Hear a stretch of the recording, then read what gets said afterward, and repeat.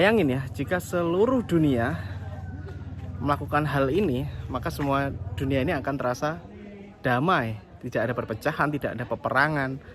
Karena mereka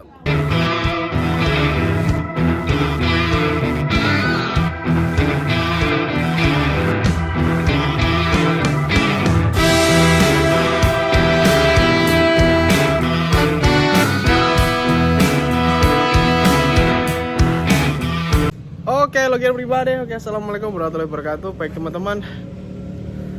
Jumpa lagi bersama saya Yang ya. Pada kesempatan kali ini izinkan saya untuk share satu hal ya, pengalaman pribadi juga. Insya Allah ada manfaatnya lah.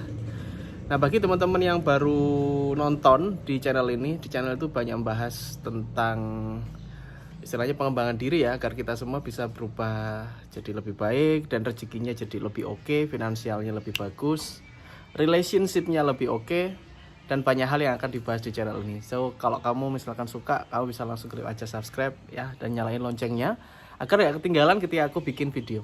Oke. Hari ini saya akan bahas dua pepatah Jawa. Mungkin Anda pernah mendengar ini, yaitu ajining diri ono ing lati, ajining rogo ono ing busono. Ya, ini adalah pepatah Jawa yang saya sudah dapat dari kecil banget dan saya sering mendengar. Tapi saya kurang mendapatkan apa maksud dari ini dulu ya, hingga akhirnya saya paham setelah menjalani kehidupan ini, teman-teman, setelah melalui proses hidup ya istilahnya. Oke. Nah, teman-teman, gini, saya akan bahas dulu ya, ajining diri ono ing lati.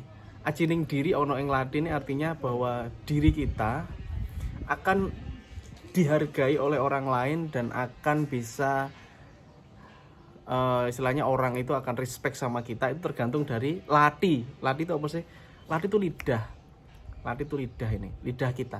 Jadi lidah kita ini bisa menjadi senjata untuk menaklukkan lawan ya, bisa jadi senjata untuk power kita, atau bahkan bisa berbahaya untuk diri kita. Jadi ajining diri ono ing lati. Nah, lati ini dalam arti kita jaga lidah, kita jaga ucapan ya. Ucapan kita itu bisa mempengaruhi kehidupan kita. Jadi, kalau ucapannya jelek ya kan bisa menjadi bahaya bagi kita. Jadi itu ya. Jadi, ini saya ingatkan lagi untuk teman-teman bisa menjaga lati atau lidahnya. Ada juga peribahasa atau pepatah yang mengatakan bahwa silent is gold. Diam adalah emas. Yes, kalau menurut saya setuju dengan hal itu. Artinya di saat kita, daripada kita mengeluarkan kata-kata yang kita itu tidak paham atau nggak jelas jeluntrungannya, bahkan mungkin kata-kata kita itu bisa menyakiti perasaan orang lain, lebih baik silent, lebih baik diam. Itu akan justru lebih membuat respect orang lah. Itulah kenapa bahwa pendiam itu bukan berarti dia tidak mau berbicara, tapi bisa jadi dia memilih untuk diam agar untuk menjaga perasaan orang lain. Itu lebih mulia daripada banyak ngomong tapi nyakiti perasaan orang lain. Kelihatannya memang sepele ya, tapi misalkan kita bisa menjaga hal ini, maka otomatis diri kita akan terjaga, keselamatan kita juga akan terjaga. Bayangin ya, jika seluruh dunia melakukan hal ini, maka semua dunia ini akan terasa damai, tidak ada perpecahan, tidak ada peperangan, karena mereka menjaga lisannya atau menjaga ucapannya atau menjaga lidahnya. Cara sederhananya yaitu ya kita kontrol diri dengan cara ya, misalkan terjadi suatu kejadian, kita memilih untuk diam dulu, tenang dulu, terus memikirkan kata-kata apa yang akan nanti next untuk diucapkan. Tidak langsung terjadi sesuatu langsung jeplak gitu ya, enggak seperti itu modelnya. Dan kita jaga lisan kita. Ini memang bukan hal yang mudah, saya mengakui ya. Ini butuh latihan, butuh pembiasaan, dan butuh edukasi dan pengertian pada diri Anda bahwa lisan itu berbahaya banget. Bahkan kalau salah itu bisa mengancam kehidupan kita juga. Itu ya, karena itu so just relax aja ketika ada suatu masalah atau suatu kejadian.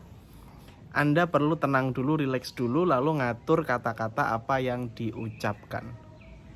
Siapa yang bisa menjaga lisannya, dia akan lebih cepat sukses, dia akan lebih dihargai orang lain, dia akan lebih bijaksana tentunya. Jika hari ini Anda memiliki sebuah masalah tentang keuangan, bingung mencari penghasilan dan sebagainya, saya sedang membuka kelas yang namanya X Mentoring. Di X Mentoring Anda akan belajar bagaimana caranya membangun aset yang bisa menghasilkan penghasilan yang terus-menerus dari ide, hobi, atau pengalaman Anda. Dan itu semuanya sudah saya buktikan. Dan Anda juga akan saya ajari bagaimana caranya bikin produk sendiri dengan mudah, dengan modal minim, dan bagaimana caranya melariskan. Pelatihan ini berlangsung selama 5 hari langsung bersama saya. Langsung saya yang bimbing Anda mulai dari nol. Cek linknya ada di link deskripsi xmentoring.id. Saya tunggu Anda di kelas. Oke, jika ingin selamat jaga lisan. Jika ingin selamat jogo lisan. Karena ajining diri ono ing lati. Oke, itu tadi yang pertama ya. Lalu yang kedua adalah ajining rogo ono ing busono. Ini artinya apa, Mas? Rogo, ajining rogo. Rogo kita akan punya aji. Jadi diri kita, bukan diri ya, secara keseluruhan, secara fisik, secara luar itu akan memiliki kekuatan atau power ketika kita bisa menjogo busono. Busono itu dalam arti pakaian. Ya, kalau di Jawa seperti itu. Oleh karena itu di Jawa, ya nggak di Jawa sih sebenarnya dimanapun ya, gampangnya berpenampilanlah yang layak untuk Anda tontonkan kepada orang, gitu loh istilahnya. Secara tidak langsung dan ini memang sangat logik ya, orang itu memandang kita dari first impression atau pandangan pertama, gitu ya. Bayangkan misalkan Anda ketemu orang dengan badannya tatoan semua, rambutnya gondrong, terus tindian ya, ini tindian sana sini, hidungnya ditindik, lidahnya ditindik. Kira-kira apa yang akan Anda pikirkan pertama kali? Anda pasti berpikir orang ini jahat, orang ini preman, orang ini nakal dan sebagainya.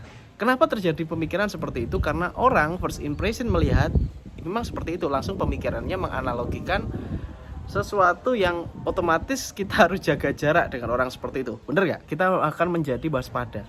Padahal kita tidak tahu bahwa misalkan sebenarnya orang tersebut adalah seniman tato. Misalkan dia adalah tukang bikin tato, yang otomatis dia pakai itu di seluruh tubuhnya juga untuk menunjukkan kepada klien atau konsumen, ini loh tato yang aku bikin. Contohnya seperti itu. Tapi dalam persepsi awal ketika orang melihat dia itu langsung negatif duluan, karena orang melihat mukanya, orang melihat pakaiannya, melihat secara fisik duluan. Nah, ini secara tidak langsung memang benar. Karena itu kalau kepingin Anda itu bisa cepat berhasil di tubuh Anda, dalam arti secara fisik Anda bisa lebih meyakinkan orang lain, maka tempatkanlah itu pada porsinya, tempatkanlah kepada letaknya gitu. Jadi oke, kalau mau ke acara ini maka bajunya ini, kalau misalkan mau ini ya ini. Jadi tidak perlu hal yang mahal ya, ini beda ya. Ini ajining diri ono ing busono ini bukan harus pakaian yang mahal, yang branded, yang harga jutaan, puluhan juta, bukan seperti itu. Tetapi yang pantas sehingga kamu bisa ngajeni kini ning basa Jawa, menghargai dirimu sendiri dengan pakaian yang kamu kenakan. Itu ya. Ini aku sejak kecil sudah dibilangi ini sama mbah-mbahku gitu ya. Istilahnya kalau berpakaian yang itu sing apik gitu, jadi nanti kamu nggak kelihatan kalau kamu nggak punya duit. Emang bener. Ketika kita melihat orang yang pakaiannya itu bagus, kemeja rapi, rambut disisir dan sebagainya, kita tidak tahu bahwa uang di dompetnya ada berapa. Betul ya? Kita nggak ngerti loh kalau di dompetnya ternyata cuma Rp5.000. Kita nggak tahu hal itu. Nah, otomatis ya itu saran dari saya agar ya misalkan perjalanan Anda itu lebih enak. Anda bisa lebih meyakinkan orang lain karena memang dari awal yang mereka lihat adalah penampakan fisik Anda secara utuh dulu di awal. Baru mereka mulai melihat tentang karakteristik Anda, cara Anda berbicara. Nah, itu baru ke situ. Sekedar sharing ya, sekedar cerita. Saya dulu itu pernah menjadi salesman ya. Saya pernah jadi sales, istilahnya kan kesana kemari, saya harus ketemu orang, ketemu klien dan sebagainya. Itu di tas saya, di tasku, aku membawa tas itu selalu ada yang namanya minyak rambut, terus Rexona untuk deodoran, parfum, sisir. Ya, saya selalu membawa itu kemana-mana. Bukan hal apa, bukan saya terlalu, kalau cowok kan saya cowok metroseksual, enggak seperti itu, yang terlalu memperhatikan penampilan. Iya, memang saya begitu. Kenapa? Karena saya akan ketemu dengan klien saya. Saya harus menunjukkan sesuatu yang first impressionnya dia bisa percaya sama aku, meyakinkan orang lain gitu. Aku ingin meyakinkan dia, dan jangan sampai pertemuan saya dengan dia itu membuat bad impression atau dia jadi ilfeel sama saya. Kan saya nggak pingin dong, saya mau jualan, otomatis saya harus selalu show. Ketika mau ketemu orang, saya cuci muka saya dulu, saya membawa juga cuci muka, facial foam kayak gitu.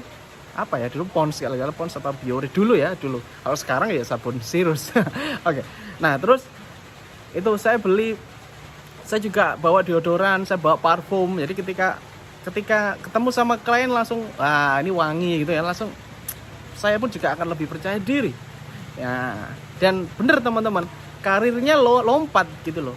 Karir saya naik karena saya memang benar-benar memperhatikan ini.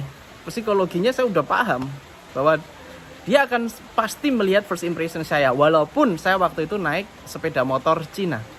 Tetapi ketika saya berhadapan dengan dia, ya itu saya tidak merasa naik motor Cina. Yang saya andalkan adalah cara saya berbicara, cara saya berpenampilan, dan saya tidak pakai pakaian-pakaian yang mahal juga, cuma rapi dan enak dipandang. Ini luar biasa. Semoga video singkat ini tadi bisa memberikan Anda sedikit masukan ya, masukan bahwa mulai hari ini perhatikanlah hal itu. Gitu ya. Ini juga akan menarik peluang loh untuk datang ke kamu. Misalkan orang akan lebih suka, lebih respect sama kamu. Yang pertama, kalau kamu bisa jaga lisan. Yang kedua, kamu berpenampilan yang bagus. Dan yang ketiga, saya tambahkan lagi, ini ada sopan santun. Nah, ini banyak orang lupa. Kalau Anda ingin dihargai, maka hargai orang lain. Ya, Anda sopan, kami segan, betul. Jadi sopan itu akan menghasilkan yang namanya sungkan. Jadi kalau Anda sopan sama orang, maka orang itu akan sungkan dengan Anda. Begitu juga dengan sebaliknya. Saya dari kecil sudah diajari kromo inggil sama orang tua saya. Ini artinya orang tua saya memang benar, mbah saya, bapak saya itu selalu mengajarkan kromo inggil. Jadi di Jawa itu ada namanya bahasa halus, namanya kromo inggil. Dan itu saya terapkan sampai sekarang. Dan efeknya teman-teman, orang akan lebih respect sama kita, orang lebih menghargai kita apapun kondisi kita hari ini. Oke? Semoga bisa bermanfaat, dan tinggalkan komentar Anda, bisa pertanyaan atau apapun, dan jangan lupa bisa follow Instagram saya, ada di @yayangsundawa di link deskripsi ya. Oke, have a nice day and good luck. Salam laris manis.